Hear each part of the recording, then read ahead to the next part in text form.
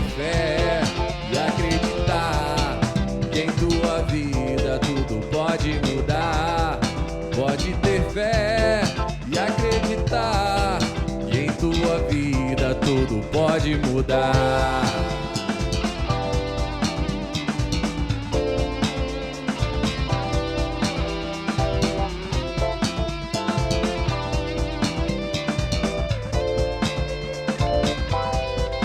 Pode ter fé e acreditar que em tua vida tudo pode mudar. Pode ter fé e acreditar que em tua vida tudo pode mudar. Hoje estamos aqui no mais um Pode Ter Fé, com a presença do meu querido pastor Marcelo Cleto, pastor da igreja metodista, pastor da igreja batista em Ipiabas. É porque eu sou metodista, né? Já tô... Aí o pastor Celso já viu, né? Olha que isso. Pastor da igreja batista em Ipiabas, hoje conosco aqui no Pode Ter Fé, trazendo uma mensagem de edificação para os nossos corações, que você possa sair daqui edificado com a palavra que esse homem de fé com certeza vai trazer nesse bate-papo conosco nesse Pode Ter Fé de hoje. Pastor, seja bem-vindo. Obrigado, Deus Bruno. abençoe. Valeu. Obrigado por aceitar o convite prontamente. Quando entrei em contato com o pastor Marcelo, ele prontamente se sentiu encorajado a estarmos conosco nesse grande projeto que é o Pode Ter Fé. E eu queria iniciar hoje com uma palavra que se encontra em Romanos 10, 17, que diz: consequentemente, a fé vem por ouvir a mensagem, e a mensagem é ouvida mediante a palavra de Cristo. Então, que você possa sentir-se à vontade e encorajado com esse Pode Ter Fé. Pastor, muito bom te ter aqui hoje. Conheço o pastor Marcelo de um tempo que estive dando aula, em Ipiabas, né? Em Ipiabas, e sei do homem sensacional que o Senhor é. Queria, antes de mais nada, né, para que as pessoas possam te conhecer, pastor Marcelo, como eu falei, é pastor na igreja batista em Ipiabas. Eu gosto muito de Ipiabas, sempre falo com uma ovelha sua que se eu pudesse moraria lá, quem sabe, né, no futuro próximo. Tá ficando bom de morar lá. Tá ficando bom de morar lá. Para quem conhece, né, Ipiabas, Barra do Piraí. Se não conhece, pode ir lá conhecer, ir lá na igreja, fazer uma visita pro pastor. Vai ser um momento muito bom. Pastor, antes de mais nada, queria te agradecer, né? E queria saber, pastor, como que foi o seu caminho até se tornar um pastor, até escolher que experiências te levaram, né, a seguir o ministério pastoral? Legal. Primeiro, antes de mais nada, Bruno, obrigado pelo convite. Como você disse, assim, foi de bate-pronto mesmo o meu aceite, porque, embora nós tenhamos convivido pouco, sim, mas eu tenho também uma consideração grande por você e foi um prazer receber o teu convite. E também é importante dizer que lá em Ipiabas nós somos congregação da Segunda Igreja Batista em Barra do Piraí, né? Pastor Celso, e a igreja aqui em Barra do Piraí é a nossa igreja mãe, e nós estamos lá servindo ao Senhor dessa maneira. Bom, eu estava hoje à tarde pensando sobre isso, né? Como que se deu a minha chamada ao ministério? É importante voltar um pouquinho, aliás, 60 anos antes dessa minha chamada ao ministério, mais ou menos. A história de conversão da minha família, a família Cleto, é uma história muito bonita. Há 60 anos atrás, num culto, daqueles cultos no lar, né? O evangelho foi pregado na casa dos meus avós, e numa mesma tarde, os meus avós e mais 9 filhos aceitaram a Jesus como Senhor e Salvador da vida deles. E aí alguém poderia dizer assim, mas foi alguma coisa de emoção, coisa do momento. Não foi, tanto não foi que a família toda continua caminhando nos caminhos do Senhor. Ali em Ipiabas mesmo? Não, aqui em Barra do Piraí. A família do meu pai, nessa época, morava em Barra do Piraí, no Parque São Joaquim, mais precisamente. E teve uma palavra de um irmão que acompanhava a família do meu pai, da minha avó, do meu avô, nesse momento de recém-convertidos. Ele disse assim, olha, dessa família poderá sair pastores, missionários, é só vocês caminharem com o Senhor e orarem ao Senhor. Poderá, quem sabe, Deus chamar pastores, missionários Então, a gente entende hoje que quando aquele irmão lá atrás, há 60 anos, falou sobre isso, Deus já estava trabalhando e hoje, né, 60 anos depois, aquilo que foi dito lá atrás tem acontecido. Tem um reflexo hoje, né? Tem um reflexo. Eu sou criado no Evangelho, sou criado em lar evangélico, lar cristão. A minha história é toda baseada na primeira igreja batista aqui em Barra do Piraí. E sempre envolvido desde criança, sempre envolvido com a obra do Senhor. O pastor Paulino Ferreira Campos, né, foi meu pastor durante a minha infância, adolescência, juventude. E ele sempre diz que era muito comum a igreja ir até a porta do cemitério no 2 de novembro para evangelizar e tal. E eu ficava, segundo ele, com 6, 7 anos, ficava ali, pastor, deixa eu falar, querendo pregar ali na porta do cemitério. Desde criança? Desde criança. Meu pai também me conta que uma certa manhã de domingo eu acordei chorando muito e fui à cama dele, da minha mãe, e disse assim, eu quero ser um missionário, né? Eu quero ser um missionário. Enfim, então a minha trajetória, Bruno, foi na igreja, sempre os cultos jovens, quem prega? Marcelo. Né? Mais adiante mesmo, os cultos da igreja, cultos evangelísticos, quem prega? O Marcelo e tal. E, então sempre com esse direcionamento para uma obra específica, né, por assim dizer.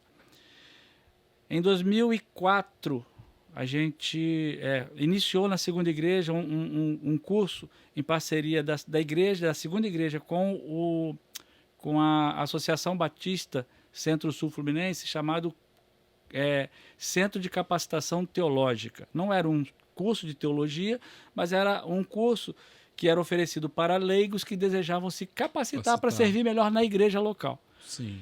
E eu já com essa, hoje entendo, chamada, embora relutando de fato crer que era a chamada de Deus, eu me matriculei naquele curso com o objetivo de me preparar para continuar trabalhando na igreja local. No meio do curso, Deus falou comigo, olha, é para o seminário que eu quero que você vá. E terminando aquele curso, então, em 2004, eu ingressei no seminário. E aí, então, eu fiz o seminário em 2 etapas. Eu comecei em 2006, 2005, e aí eu precisei, por conta de trabalho, interromper, retornei em 2009. Retornei em 2009 e concluí em 2011.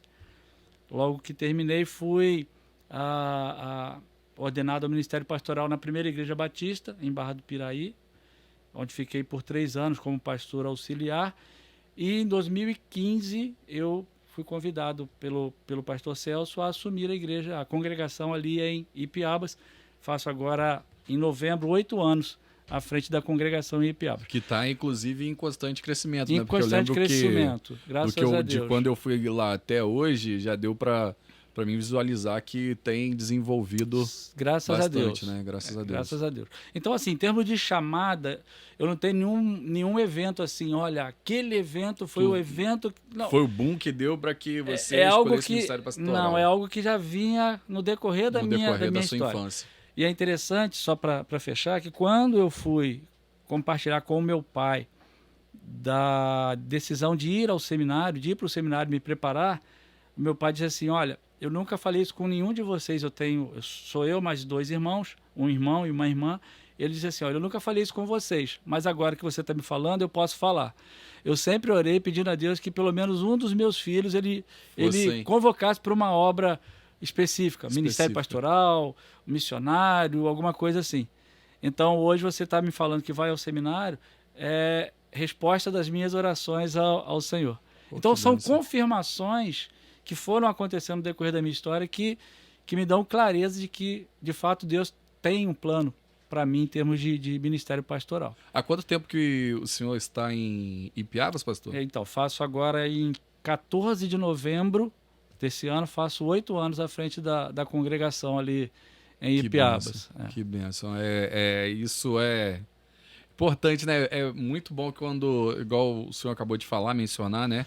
Que seu pai, ele orava e pedia que algum dos seus filhos fossem Uhum. separado para essa obra, né? Eu tenho uma pequena lá de 1 ano, minha linda Maitê, e eu tô igual o Samuel, né? Já tô consagrando ela ao Senhor. Senhor, que o Senhor já prepare, que Maitê seja uma bênção nas mãos do Senhor. E o Senhor, eu creio que Ele ouve as nossas orações, né?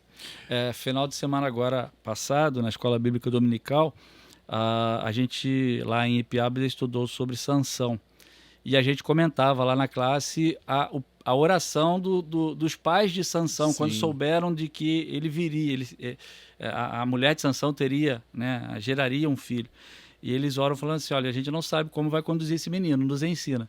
Então acho que esse é o caminho, né? Eu falo assim pros pais, né? Tem que ter muita fé. Pode ter fé, viu, em Deus, para criar os nossos filhos nessa geração de hoje, né? Uhum. Tantas coisas que nos afastam da presença do Senhor, a gente tem que ter.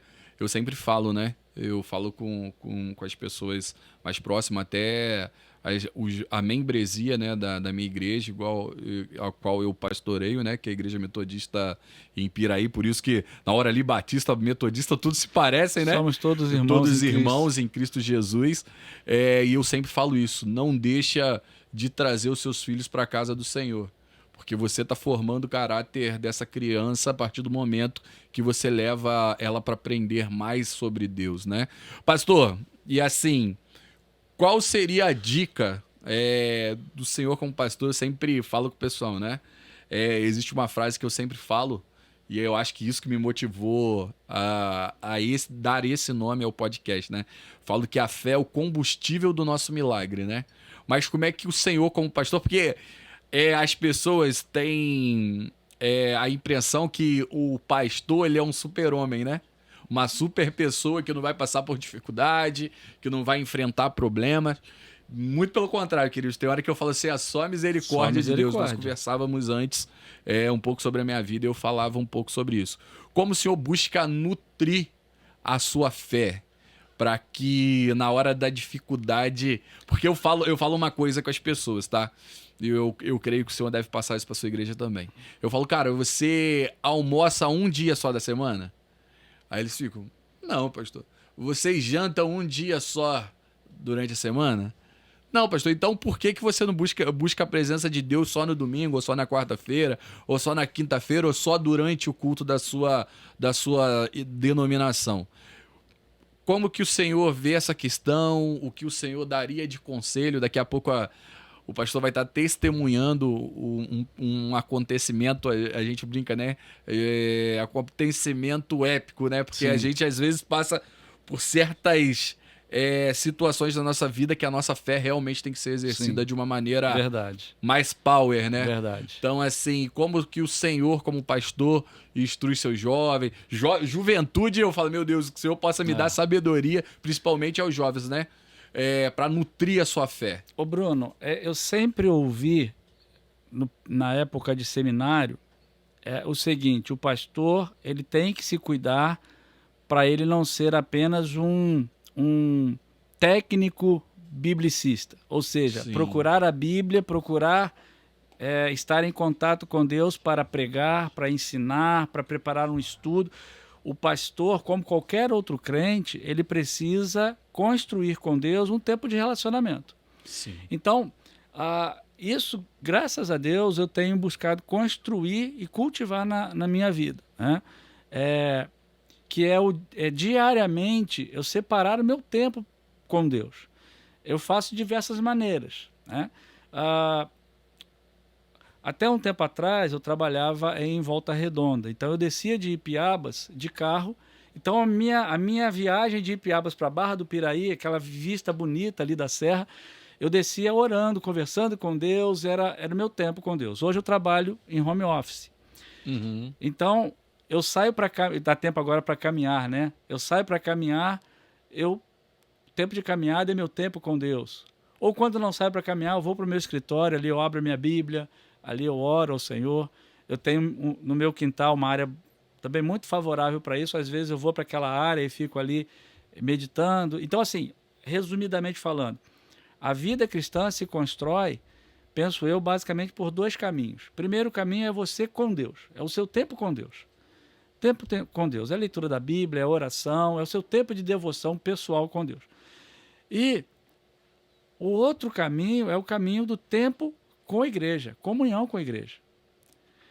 Cara, ser crente de qualidade, sem comunhão com a igreja, não combina. Não combina. Não combina. Então, eu penso que você, durante a semana, se mantém e se sustenta por meio do seu relacionamento pessoal com Deus, seu tempo a sós com Deus, mas você, em todas as oportunidades que você tem de estar em comunhão com a igreja, é fundamental para a qualidade de vida cristã, para fortalecimento da fé. Eu costumo dizer que eu sou do tempo em que eu era chamado de rato de igreja, arroz de festa de igreja. Tudo que estava acontecendo na igreja estava lá, né? Até a diversão. Vamos jogar ping-pong na igreja, né? Vamos jogar futebol. Pegava, né, os irmãos mais velhos ficavam loucos com a gente quando criança. Pegava pedra e jogava bola com pedra no pátio da igreja. Ia lá no... Contar aqui um pecado, né? Ia lá no Ministério Infantil, no baú de brinquedos, arrancava uma cabeça de boneca e era a nossa bola, entendeu? Mas na igreja, até que um irmão abençoado, ele arrumou para nós uma bola de pano, para não ter risco de quebrar a vidraça, né? Arrumou para nós uma bola de pano e a gente jogava bola ali. Então, assim, só para resumir, como é que eu mantenho a minha fé? Que sugestão, que conselho eu dou para alimentar a fé? Tempo com Deus diário. Tempo diário com Deus é fundamental. Isso tem se perdido, né, pastor? Tem se perdido. Vejo que o senhor tá tocando num ponto muito importante, que lá na nossa igreja eu tenho buscado isso, né? A comunhão entre os irmãos, né? A gente vê muito nos nossos tempos presentes, as pessoas costumam falar: mas no final do tempo o amor se esfriaria. Não, mas nós temos que lutar contra esse esfriamento, né? Não aceitar isso nas nossas igrejas. Eu vejo muito falta isso, e aí eu não estou falando de denominação A ou B, porque isso pode variar de igreja para igreja, de denominação para denominação. Às vezes a mesma denominação vai passar por isso em algumas igrejas e em algumas não. Mas esse esfriamento da comunhão, tá todo mundo muito fechado em si. Hoje as crianças preferem ficar no celular. Essas semanas passadas eu falava sobre isso, porque o médico da minha filha, ele falou para que nós estivéssemos evitando tela. E também evitar tela. O que seria a tela? Celular, tablet. Porque às vezes a gente está em casa com a família, a criança quer brincar, você está ali. Então, assim, as crianças hoje têm sido muito forçadas, e a pandemia ela trouxe isso muito fortemente para as nossas vidas, que é aquilo que, não, vamos fazer a célula online. Vamos fazer o encontro, não sei o quê, online. Mas aquele corpo a corpo, aquele abraço. Hoje, no meu serviço, eu brincava até com o Wellington, né? Lá de Piaba, sobre isso. Eu falei, vem cá que eu vou te dar um abraço. Mas é que, às vezes, falta um pouco essa comunhão nas nossas igrejas. Então, a gente tem que rebuscar isso, que é como o senhor acabou de mencionar, né? Estarmos próximos. Isso é muito importante. Nós tivemos agora uma experiência lá na congregação, no feriado de 7 de setembro. Tivemos mais uma experiência muito legal. Com o propósito de estar juntos, eu sugeri à igreja que nós fizéssemos alguma coisa. Sim. E aí deixei em aberto para sugestões. E aí foi sugerido nós fazermos um junta-panelas, né? Já havíamos feito um na virada do ano, de 22 para agora 23, e aí foi nos sugerido novamente um junta-panelas. Opa, já está pintando uma ideia aqui para minha igreja. Fizemos assim, e aí o junta-panelas lá, como é que acontece? Cada um leva o que tem. Não tem aquela coisa, você leva isso, não, cada um leva o que tem. E eu brinco lá na igreja que assim, Deus é tão bom que até nisso ele age. Porque tanto não é combinado. Não é combinado, e também não falta nada e nem se repete nada. Que benção. Sabe? Tinha lá o arroz, tinha o feijão, tinha bastante carne, tinha de tudo, com fartura. E aí nós almoçamos e ficamos à tarde lá brincando, rindo, e oramos juntos. Então, assim, isso gera uma um vigor na vida da igreja e na nossa vida pessoal, né? Claro. Nós temos saído também, enquanto congregação, às quartas-feiras, que nós estamos chamando de com.missão. A congregação, a gente está passando um período em que nós temos lá células, e as células todas estão juntas agora nesse período do ano, e a gente tem ido fazer encontros evangelísticos em diversos lugares, em Ipiabas, em casas de pessoas não crentes ou pessoas que estão caminhando conosco na igreja, mas eu que acho ainda que não foi se até um decidiram. vídeo que eu vi, eu não sei se é esse, que as crianças, as pessoas, eu vi muitos jovens que estavam ali na praça, ali, perto do avião. Não, esse agora foi uma carreata missionária que nós fizemos. Bacana. Nós estamos em campanha de missões nacionais, dos batistas, e nós fizemos Sim. uma carreata missionária por Ipiabas no domingo. Mas, enfim, esse com.missão também é a igreja toda reunida, e ela vai, ela tá junto, tá rindo, tá brincando, mas tá orando, tá louvando a Deus, tá compartilhando, e tem sido bênção para a vida da igreja, e é o que sustenta a nossa fé. Eu penso assim. Benção. Pastor, agora a gente vai entrar naquele... Eu falei que a gente tem um ponto ali de decisão onde... Tem um louvor antigo, né, que falava cada vez que a minha fé é aprovada. Muito antigo, eu não sei se era a comunidade da Zona Sul, não lembro. Acho que Mas que o Senhor, ele sempre dá uma chance de crescermos um pouco mais. E aí, eu acho que agora a gente está chegando no ápice da nossa entrevista. Eu queria que o Senhor falasse agora, para edificação das nossas vidas, período difícil que o Senhor passou. Foi logo depois da pandemia? Foi na pandemia? Foi no período da chamada segunda onda da pandemia. Da pandemia. Porque na época eu cheguei a confundir que esse problema que o senhor estava enfrentando seria por causa da pandemia. Todo mundo pensou que fosse, e na verdade não teve relação. No primeiro momento, foi o que me foi passado. Sim. Aí depois... Mas vamos lá, o que aconteceu, como foi? Rapaz, eu costumo dizer sempre que eu sou a prova viva de que Deus é Deus de milagre. Eu sempre digo que eu sou o milagre de Deus. 2021, e a data está bem marcada na minha mente, 14 de maio de 2021, uma sexta-feira, a época eu trabalhava em Volta Redonda, eu estava no trabalho, e final de semana já todo programado, inclusive com batismos para acontecer lá em Ipiabas no domingo. Eu saí para almoçar, fui ao refeitório almoçar.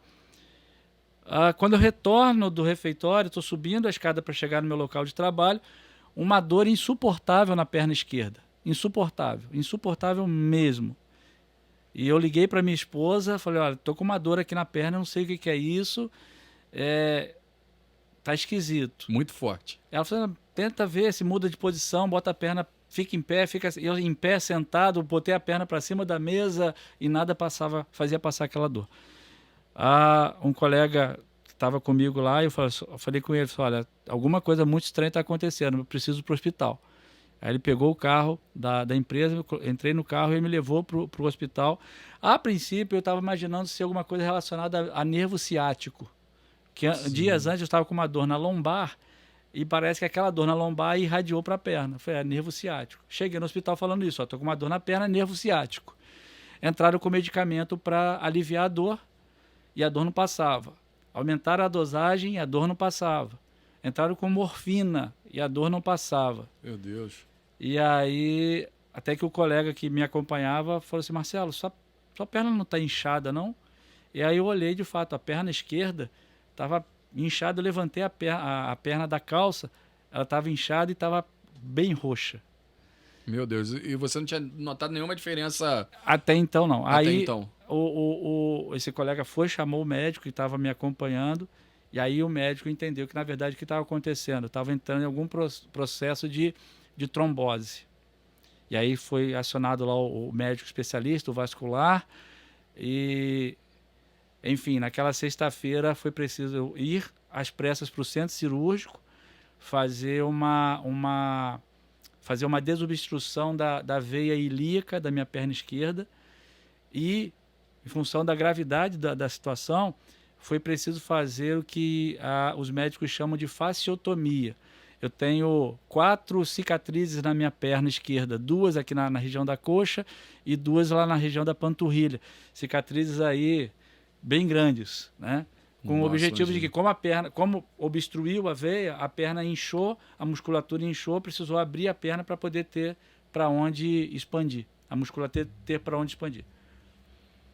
E aí, depois, foi feita a desobstrução, foi implantado um stenter nessa veia ilíaca, e eu fiquei internado no hospital. Obviamente, fiquei na UTI, que eles chamavam de aguardando uma cicatrização natural da perna. Meu Deus. Se a perna não desinchasse, eu teria que ficar no hospital até a perna, até aqueles cortes Mas que isso foram já feitos. foi descoberto no primeiro momento, ou não? Demorou até... Não, quando o médico viu, quando eu acionei o médico dizendo a perna inchada e Inchada, roxa, ele já acionou o vascular e de imediato já me conduziram para o centro cirúrgico e aí foi feito todo esse procedimento, né? Bom, o que tudo isso acarretou, né? Primeiro que era um risco muito grande eu perder a perna por conta dessa gravidade. Essa situação na minha perna gerou uma sobrecarga nos rins, por conta de enzimas, gerou uma sobrecarga nos rins. E os rins paralisaram.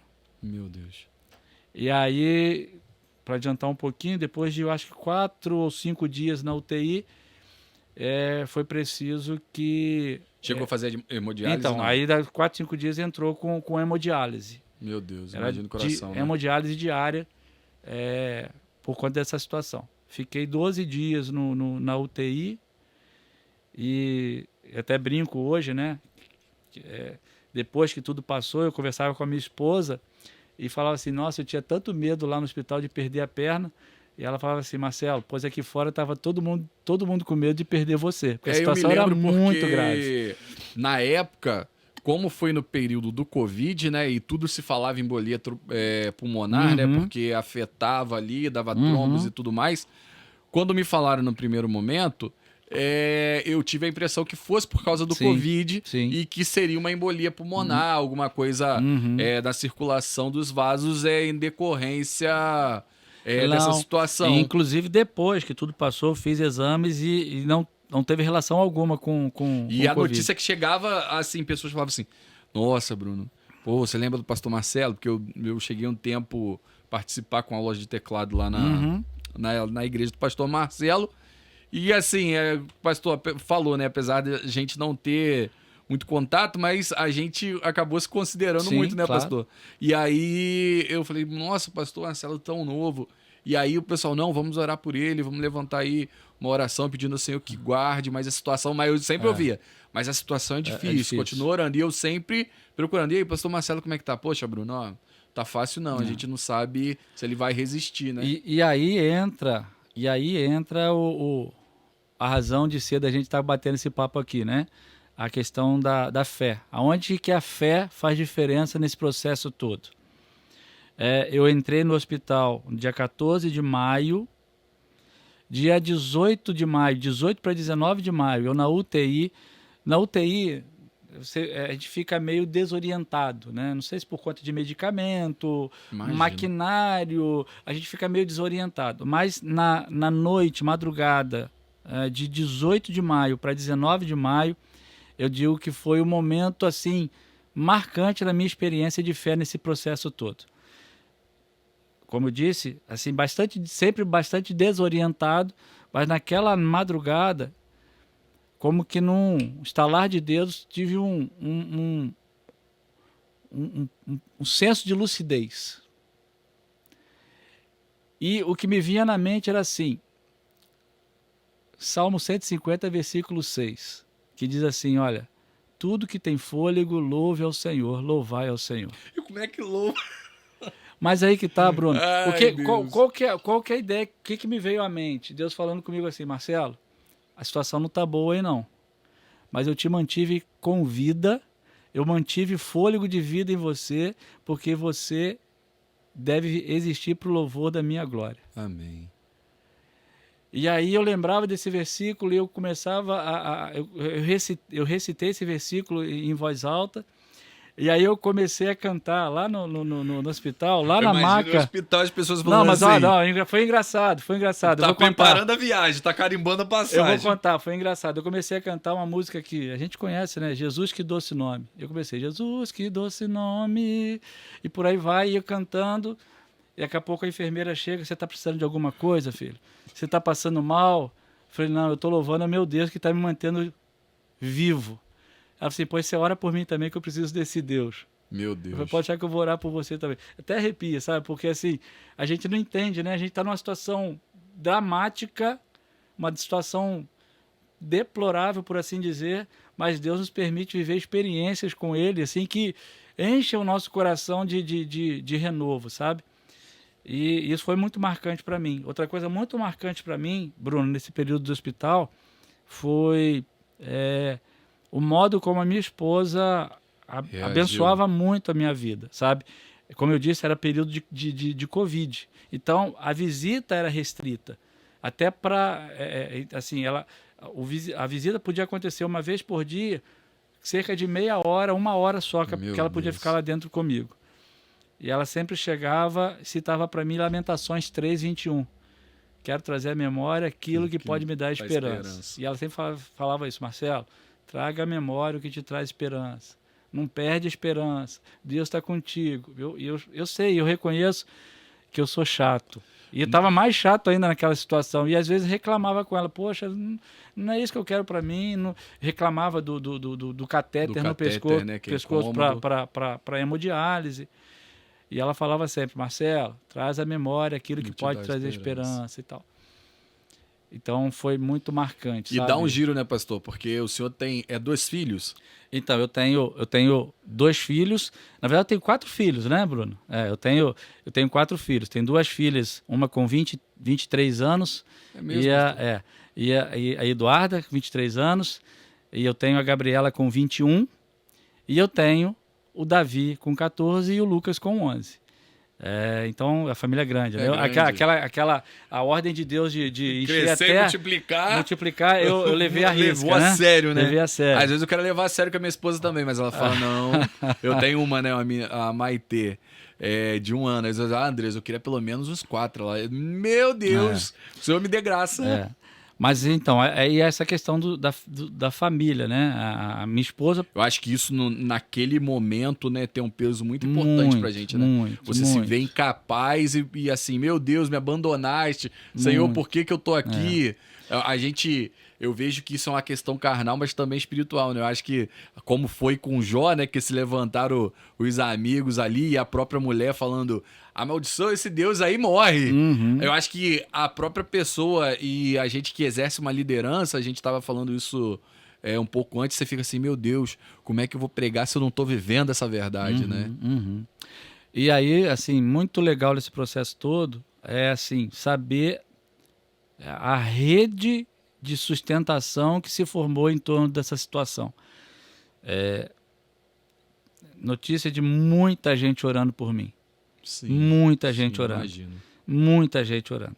Gente conhecida, gente desconhecida, muita gente orando. Muita gente orando. E aí passaram-se os 12 dias na UTI, fui para o quarto, pensando que estava tudo bem. Na verdade, o médico depois falou com a minha esposa, ele vai para o quarto porque no quarto ele vai estar em menos risco do que na UTI por conta de riscos de infecção e aquela coisa toda. Mas enfim, foram dias de muita luta para sair do hospital com hemodiálise já agendadas aqui fora. E essa era uma questão que me incomodava muito. Muito, né? Eu imagino. Muito, porque assim, e eu lembro uma visita que o pastor Celso, juntamente com o pastor Reuel, foram fazer a mim na minha casa, e eu disse a eles, pastor, eu sou muito grato a Deus por ter me livrado da morte, mas se Deus me permite, eu ainda queria um pouquinho além, eu não queria ficar preso à hemodiálise, né, porque era uma possibilidade, né, de ficar preso à hemodiálise, enfim, eu não queria ficar preso à hemodiálise, e ele disse assim, pastor, Deus pode todas as coisas, a gente vai orar por isso, né?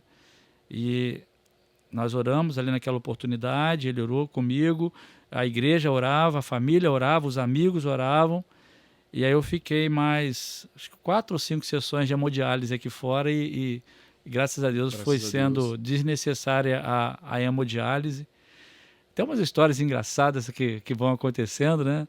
Eu lá no centro de diálise, eu tinha um problema que, à medida que os rins estavam se recuperando, a hemodiálise estava ficando, estava sobrecarregando o sistema, Sim. por assim dizer. Então, eu terminava as sessões muito abatido, muito mal, muito mal. E para levantar da cadeira, via de regra, me dava, o que a gente brinca hoje, chamando de teto preto. Sim. Escurecia a vista, e um dia eu levantei me sentindo mal, voltei, sentei, passou um tempo, levantei de novo, achei que estava bem, não estava, voltei, sentei, terceira vez eu levantei, já sentei numa cadeira de roda que me levava para o carro. Fora ali, né? E eu querendo ir embora, né? E aí meu sogro me empurrando naquela cadeira, e no meio do caminho eu senti que estava escurecendo de novo a vista. Mas eu não queria ficar voltar lá para... Tá bom aí, Marcelo? Não, tá, tô bem. E eu brigando com meu sogro, com a minha esposa. Vambora. Em casa é melhor. Graças a Deus eles não me ouviram, né? Voltaram comigo e tal. Mas eram situações que realmente eram incômodas. Mas a gente percebe em tudo isso a mão de Deus sustentando a gente, sabe, Bruno?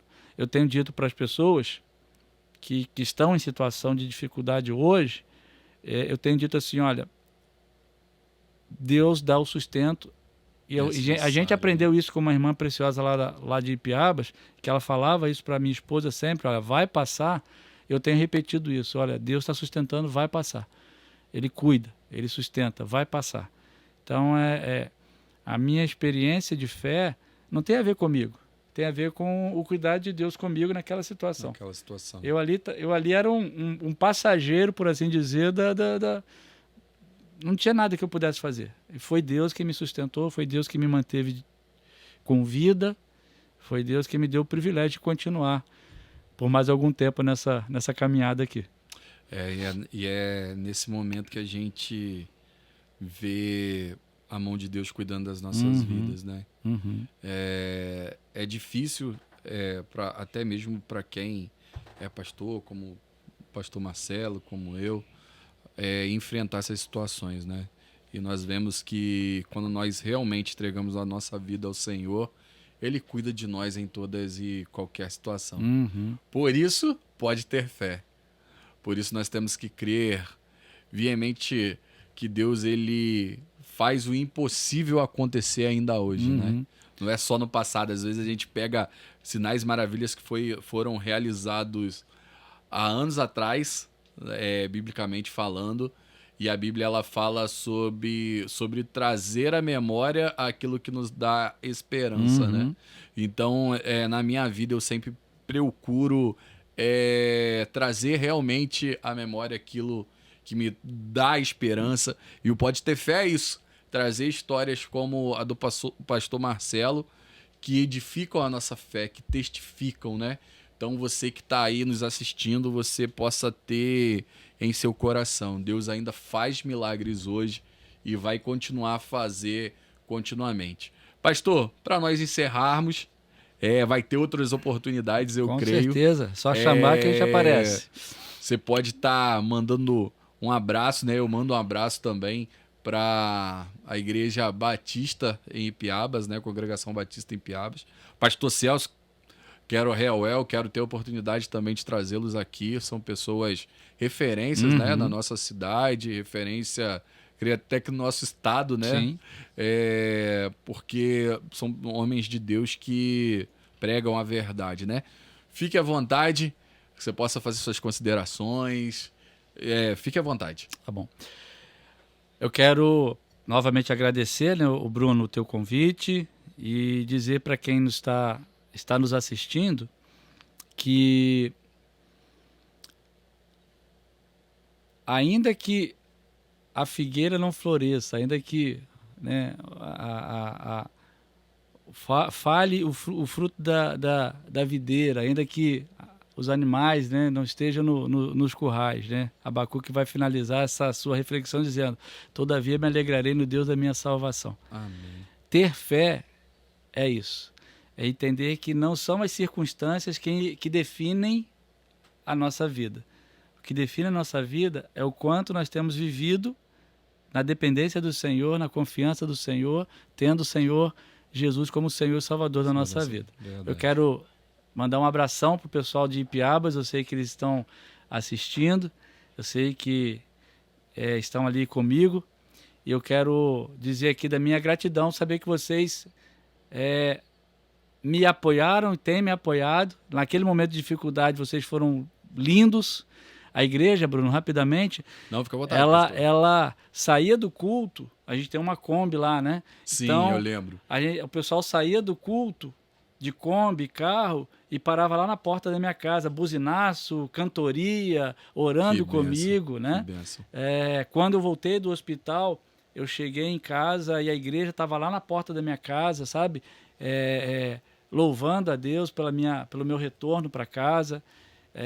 Então, assim, eu sou muito grato a Deus pela vida da congregação e sou muito grato aos irmãos da congregação pelo modo tão generoso que eles cuidaram de mim nesse momento e têm cuidado de mim, da minha família, parceria, amizade que a gente tem construído nessa caminhada aí de quase 8 anos. E Deus abençoe o trabalho de vocês aqui nesse podcast, que continue falando muito ao coração de tanta gente que vai ser alcançada para a glória de Deus. Eu creio, né? Esse foi o intuito, né, pastor? Aqui a gente não tem bandeira de denominação nenhuma, nós queremos falar do amor de Deus e trazer as experiências que o Senhor tem nos colocado, né? Gostaria de agradecer aos nossos patrocinadores, rapidamente. Agradecer você que precisa fazer um check-up, cuidar do coração, às vezes a gente deixa um pouco isso de lado. A doutora Nádia também é lá da Segunda Igreja Batista. Você que precisar fazer um check-up, precisa ver como é que tá, é uma pessoa de Deus que o Senhor tem usado para que possa fazer um atendimento personalizado. Procura ela. Mais do que uma médica, ela é uma irmã de Cristo. Nossa. Em Cristo, preciosa. Muito coração preciosa. Enorme. Coração enorme. Enorme. Agradecer o Gustavo, 0 Grau Veículos, você que precisa aí dar um up, né? Comprar um up, pode ser comprar um up também, né? Dar um up, comprar um up. 0 Grau Veículos, eu indico lá o Gustavo, você procura até os seus vendedores, todos atenciosos, vai estar ali te atendendo para você trocar de carro, aquela benção que você está esperando.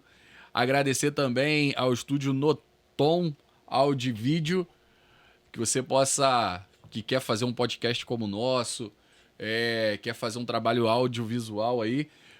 E queria agradecer você também que esteve com a gente até aqui. Que Deus abençoe, que a fé possa ser realmente o combustível do seu milagre. Fiquem com Deus e até a próxima.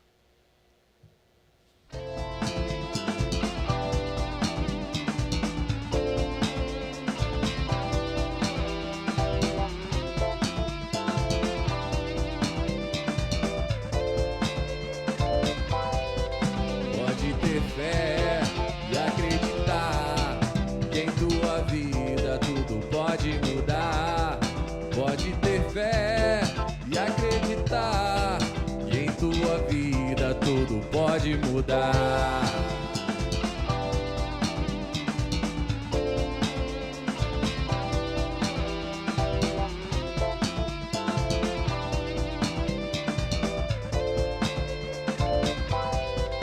Pode ter fé e acreditar que em tua vida tudo pode mudar. Pode ter fé e acreditar que em tua vida tudo pode mudar.